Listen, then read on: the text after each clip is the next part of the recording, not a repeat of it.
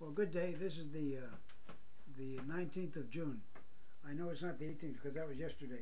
Yesterday was a very important day in my life because that was the birth of my first son, and it was also the birth of my first firm, KRS Associates. We're here today to talk about the things that happened this last week. One was Founders Day. Founders Day was the recognition of Robert Simon's birthday. It's an annual event, and they brought a speaker in this year that was paid to do an overview of Reston. And what I saw of it, he missed some of the points that should be taken care of. I'm going to talk about a couple of those. Then I'm going to talk about the Best of Reston night, which also followed last week. We'll start with Founders Day. The man's name was Alexander Garvin, a New York-based urban planner. And he did kind of a report card of Reston, only missed some of the points that are important to what Reston is. He compared Reston to a place called Irvine, California, and Woodlands, Texas, both planned communities which were based in a large extent on Reston.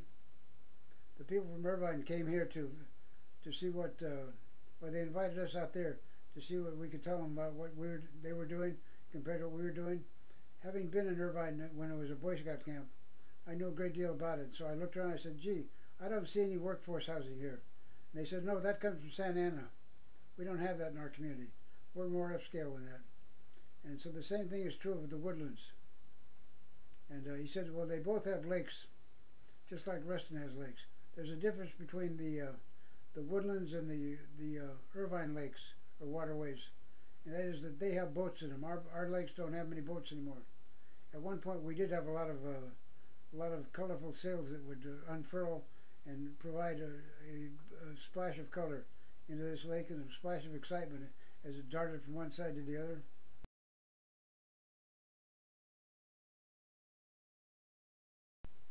So that was one thing that we missed here, that we're missing here now. The other thing that he didn't mention is the villages. Well, he did talk about Lake End Village. He said, there's going to be some problems there. Yes, there are.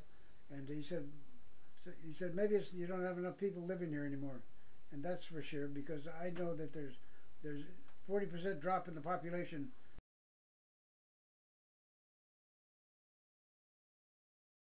now compared to what it was 20 years ago. Because I was here then, I counted what I knew to be the population. The other thing he didn't mention, which is a very significant difference between Reston and these other planned communities, that is our health services.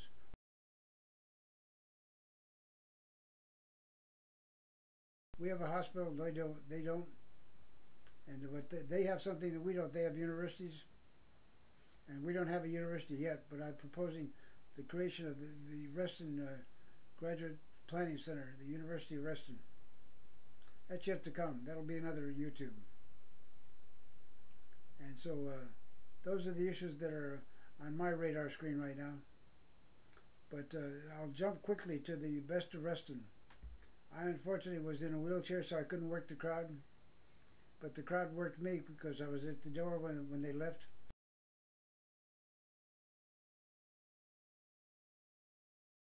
I was able to meet the rabbi and the Ummah, whose name is Imam Majid, who is the head of the Adams Center. He's also from Sudan, where my friend Mohammed is from. And so I bet I'll have a way to get directly to that Muslim, because I want to organize them into being part of the future of Reston, to involve the younger people coming. And Mr. Smith advised me of something I can add to my ideas of the boats in the lake, and that would be a dragon boat, which is a ornate boat that has races around the country. It's a tradition that began in China and continued over here. They're massive boats that take a very large crew, and that's a place where crew teams are trained, because it's an opportunity to exert yourself. And so that's the issue that that we picked up from Mr. Smith as he joined me in the discussion of the future and the needs of Reston, which will then jump us into the fact that the stations that are being proposed for Reston are locked in concrete, or at least they're digging the hole for them right now. But they're not quite functioning the same way I envision them.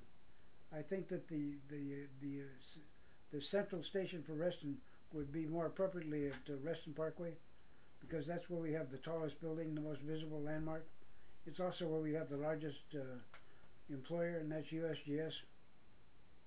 And it's where we have the concentration of lower cost housing, including Stonegate, which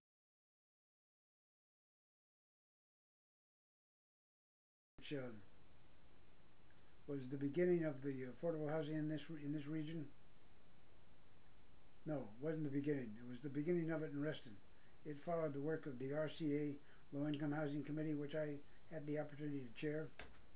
And so that project provided too much of concentration of lower income people, people without mentors, with people without positive peer pressure in one location that went on to South Lakes High School, which affected the reputation of South Lakes for a while. But now it's coming back, and it will continue to come back. It will continue to take a high trajectory for those Seahawks as they will move off into the future.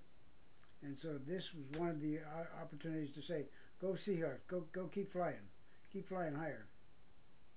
And the continuation of this discussion will deal with the best of Reston, which was a room full of very, very concerned and community-loving people, many of which were previous recipients of the Best of Reston Award.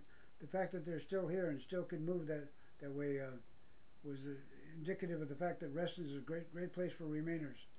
Those that did give are still giving, and they're still here able to give. And so that was one of the positive things about the Best of Reston. Among the winners, they had the religious groups, including a rabbi and the imam, which is indicative of the cultural diversity of Reston. Nowhere in the discussion was anything talked about the incoming new ethnics. We have people from Sudan here, one of which is right next to me, and one of which introduced me to this man here, and we're having them now coming in from the Tai Chi group, one of which was here earlier, and he was a Vietnamese man. He saw what I was doing. He said, you can have my vote. Just say yes. Just say yes. He said that Charlie said yes. And so I have Charlie's endorsement. I've also talked to two of the planning commissioners today about some of the ideas that are going on. One says, well, I like it, but it's not my jurisdiction. I'm the at-large planning commissioner. So you should talk to the one that is from Reston. And so what that's going to do is open up an alternate way to get to relieve the pressure off the Wheelie Avenue parking lot that's going to be drawn there by all the cars that are being drawn to the station, by cutting a road right across to the east that would connect directly with Hunter Mill, which would open up that property that's the Thorburn property. And Mr. Thorburn has got some good ideas over there that would have some positive benefits, in that if you run a road in that direction, that would also give you another way of getting in and out of the Wildlife Federation, which is caught by the impaction of the Wheelie Avenue intersection with Sunrise Valley, which will get worse but when the train comes. And the next thing that could benefit, it will give you a place to get to the backside of the Lake Fairfax Park, which also is caught by a one-way street going in. So that would open up avenues of exit for both these. Also, it would give another way from the parking lot of FCS engineers to get out of their area, as well as it would the place called the Atrium, which Mr. Veach developed, and the dentist's office that are over there. No, it won't do that one. But anyway, these things will all come forward later, and these initiatives are big. And as I said in the program that I put together on the Newport connection, big is the only thing that really does good. And so big is time to do now. So is the time to be big now? And I hope that I will get some attention from these YouTubes that I'm putting together, because I'm getting some very definite help in these things. I even have a critic who one occasionally want to say something. So thank you very much for your attention, and enjoy your day. Goodbye.